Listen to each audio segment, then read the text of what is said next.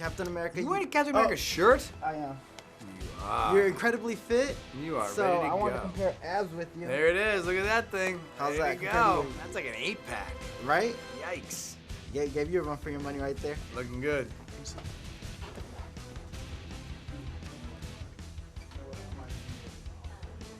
We're gonna compare abs later. I see it now. I was gonna now I compare see abs it. with Chris Evans Nice. later. Yeah. I think you'll lose. Yeah, I think so too. Is that the call for Captain America? What was that like? It was great, man. When I was begging them to be a part of any movie I could be a part of, so when they brought the Falcon to the table, I jumped in 100%. Loved it. It was an awesome experience. We had a great time making this movie. You know, we're comic book geeks. I started collecting when I was 10 years old. One of the first books I ever bought was Captain America Falcon team-up. So this is like a 30-year dream come true for us. After completing the first one, did you know you were coming back?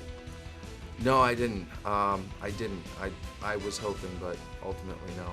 I found out about 2 years later. Yeah. When you got that call, how was that? I was really excited. I mean, I had a friend of mine call me from Comic-Con 2012 when they first revealed the name of this movie, which I didn't know was gonna be this title, and then I remember that really put me over the moon. I was really excited. You did it again.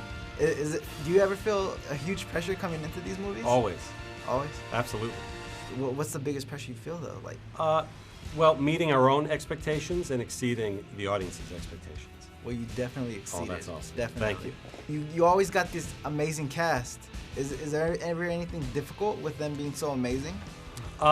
Yes, you know, it's difficult when they're so amazing, so popular, and there's scheduling issues, and they're all dealing with their own. Chris Evans is directing a movie now and editing his own movie now. So certainly you always have to find the balance to actually find the time to come together and make the movies. But what goes hand in hand with that is an amazing relief that you have Chris Evans playing Captain America, and that he does such an amazing job, and he raises his game each time, and the audience has fully embraced him as the character. What Scarlett has done each and every time. I think this is by far her best portrayal of Natasha Romanoff of any of our films.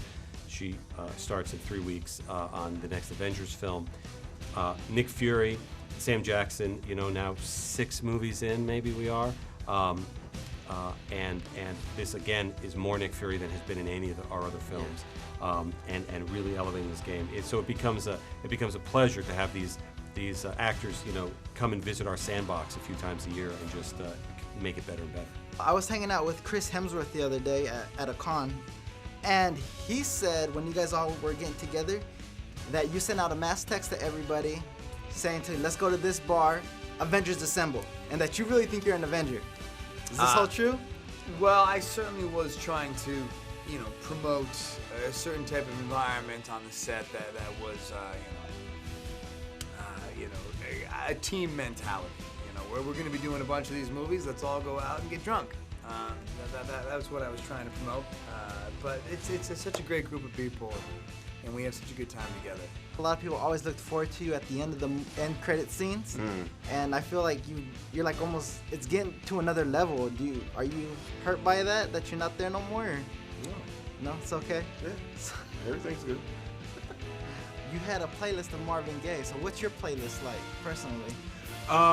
Well, it's definitely a lot of Marvin Gaye, but you know, I listen to everything from country to hip hop to mostly jazz and R&B. So my playlist will consist of Q-Tip, Tupac, De La Soul, Lil Anita Baker, Lil Lionel Richie, and then some Eastern Corbin and Richard Pryor. Ray Charles. We turn on your car right now. What do we hear? What's in Right now, you would hear Q-Tip. What do you got over there? Oh, I was gonna ask you. So, how do you feel about your action figure? They covered half your face. Like, is that okay with you? Because I saw Chris Evans. He's got 2 heads. He's got one with the mask. Well, there's a few action figures out there. I don't know which one this is, but I guess this was the one with the whole thing. I mean, listen, I still have an action figure. I mean, I think I'm okay with it. I don't know. Right, it's better than nothing, right?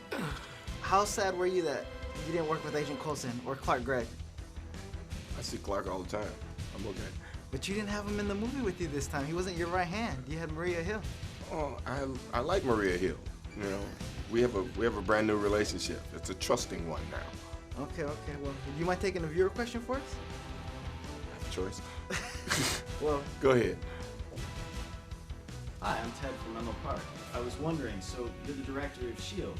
How do you feel about the TV show with the references it makes to your character? And can we expect another cameo soon? I'll never tell. I like the references to my character. When they told me they were making the show, I sort of made the suggestion that I could be like the voice of Charlie and Charlie's Angels, but you know, apparently they don't want to do that. I'm not sure if I'll ever show up on the show again. That's always a possibility. you had an experience because I was reading about how you want to set up the arcs. And can you guys explain that to me a little bit? Yeah, just in terms of the characters. Yes. In the movie.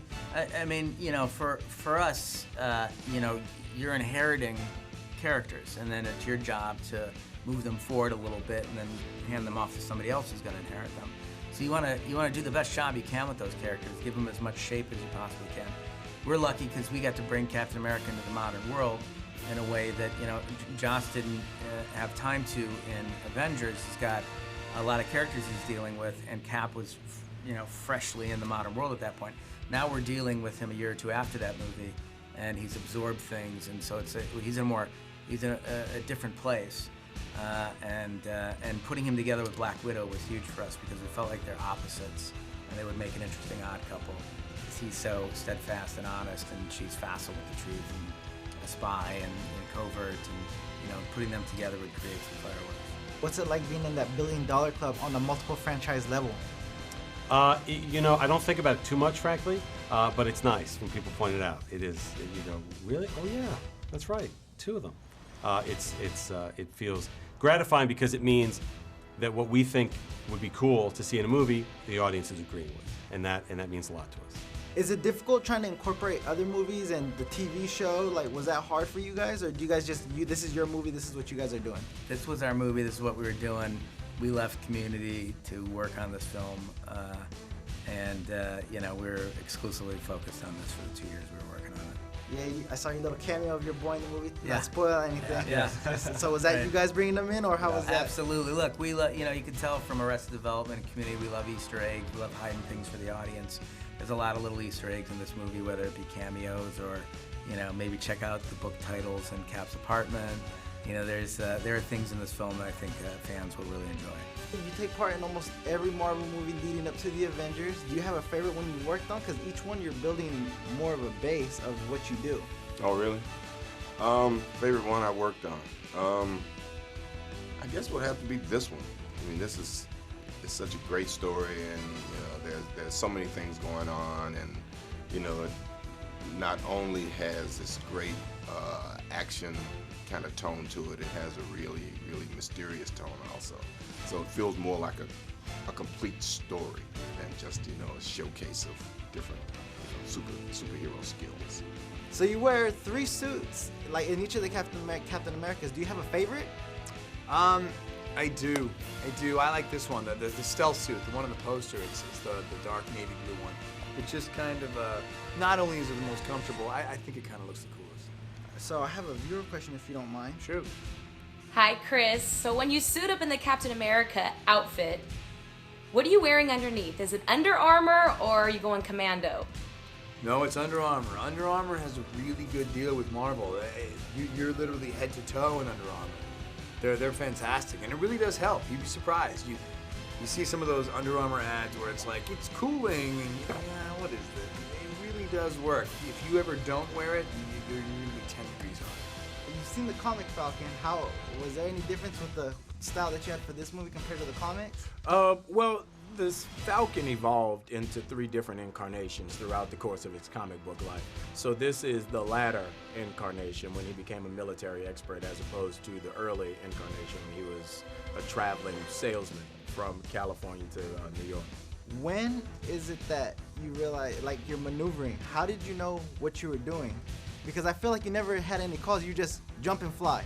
Well, you know, if you look at the Falcon, he's supposed to be a tactical expert. So, you know, if it's something you do every day, you don't have to practice it. You just know how to do it. So we had a lot of rehearsals and stuff off camera with the stunt guys, and then once we got on camera, it was just second nature to us. But were poses hard for you? Because I saw a picture of you where you were like trying to figure out your emotion. Oh yeah.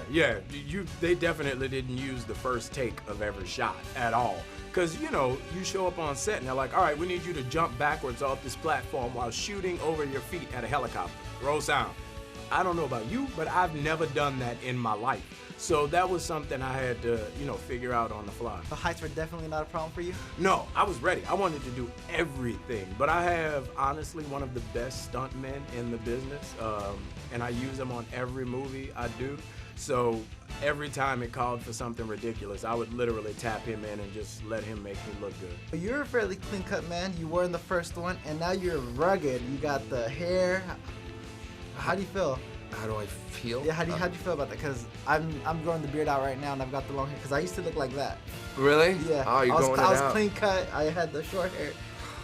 I mean, long hair is really hard. First of all, I mean, I couldn't see anything half the time when we were doing the fight sequences. I was always battling with it.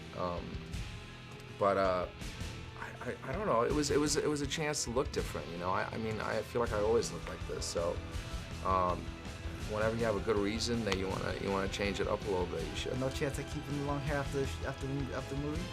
I kept it for a while actually. I had it for a few months, you know, and then slowly, maturely, I was like, okay, let me go back.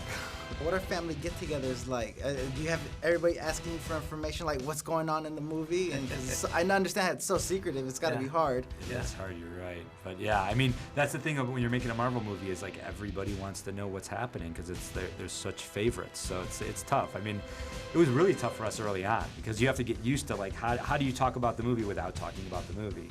And but I think we've got it down now. It's like working for the CIA. Right, Shield.